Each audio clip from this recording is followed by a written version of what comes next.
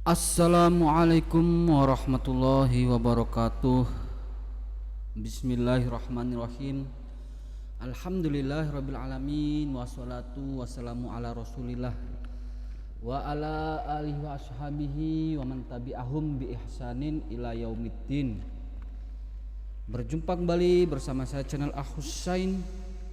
Video kali ini saya akan mengangkat sebuah kisah, melanjutkan ya, sebuah audiobook yang ditulis oleh Kiai Haji Najih Ahzad.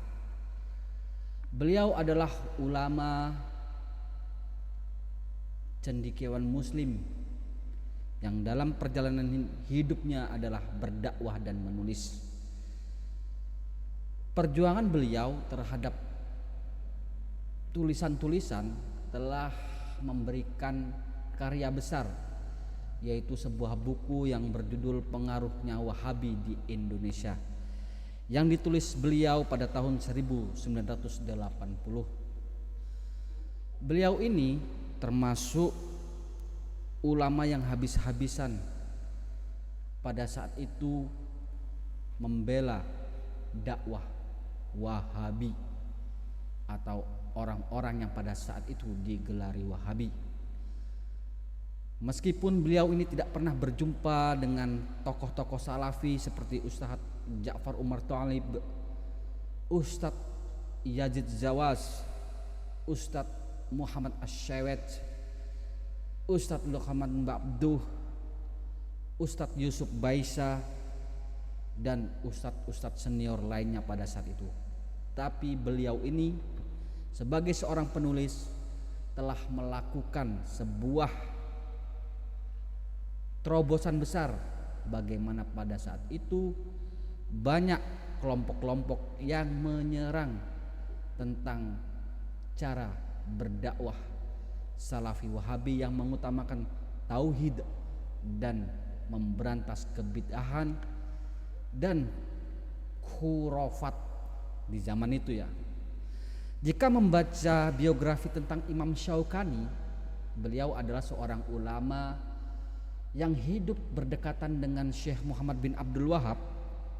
Kita akan bisa mengambil kesimpulan ya, bahwasanya Kiai Haji Najih Ahzad ini bisa diibaratkan seperti Imam Syaukani, meskipun Imam Syaukani ini tidak digelari sebagai seorang Wahabi, tapi bagaimana beliau membela, memuji gerakan dakwah Syekh Muhammad bin Abdul Wahab. Meskipun beliau ini tidak terpengaruh, tidak pernah bertemu dengan Syekh Muhammad bin Abdul Wahab, tetapi beliau ini berdekatan. Karena apa? Karena metode manhaj yang dipakai oleh Imam Syaukani, Syekh Muhammad bin Abdul Wahab itu adalah sama, yaitu manhaj salaf, bagaimana memahami Al-Quran dan Sunnah ini menggunakan metode orang-orang terdahulu, yaitu kurun terbaik umat ini, sahabat, tabi'in dan tabi'ut tabi'in. Itulah sebuah kebenaran. Beliau Imam Syaukani ini adalah seorang penulis. Dia mempunyai karya besar ya, yang berjudul kitabnya tuh apa? Nailul Awtar, yaitu kitab hadis. Beliau ini bukan seorang Asy'ariyah, tetapi beliau ini seorang yang bermanhaj salaf, meskipun waktu yang berdekatan dengan Syekh Muhammad bin Abdul Wahab ini berdekatan, dan beliau tidak terpengaruh dengan dakwahnya Syekh Muhammad bin Abdul Wahab, tetapi manhaj mereka adalah sama.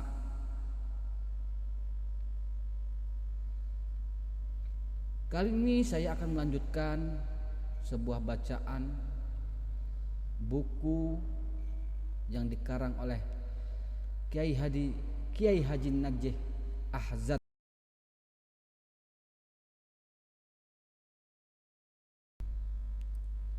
Kali ini saya akan membacakan sebuah buku yang ditulis oleh beliau, yaitu Kiai Haji Najih Ahzad.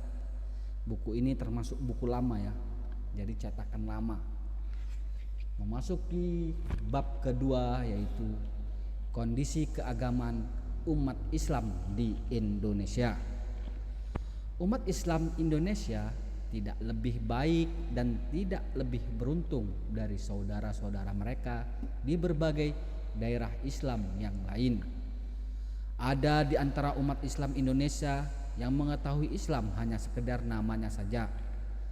Walaupun toh mereka tahu tentang Islam, maka pengetahuan itu bercampur dengan berbagai kebatilan dan legenda hayalan.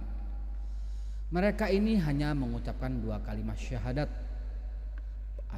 pada upacara perkawinan, itu pun diucapkan karena para petugas pemerintah yang mengurus soal upacara akad nikah bagi mereka memaksa mereka untuk mengucapkan 2 kalimat syahadat tersebut sebelum berlangsungnya akad. Meskipun yang demikian itu berlangsung tanpa pengertian dan kesadaran dari ajaran syariat Islam yang mereka ketahui, hanya khitan bagi anak-anak dan menghadapkan mayit ke arah kiblat di kuburan. Sementara kepercayaan mereka masih tetap seperti kepercayaan nenek moyang mereka yang mereka terima secara turun-menurun, yang bercampur dengan sisa-sisa kepercayaan animisme Hindu dan Buddha. Golongan ini oleh sementara kalangan disebut golongan Islam abangan. Sebagian lagi dari umat Islam ada yang melaksanakan syariat Islam hanya sampai pada batas tertentu.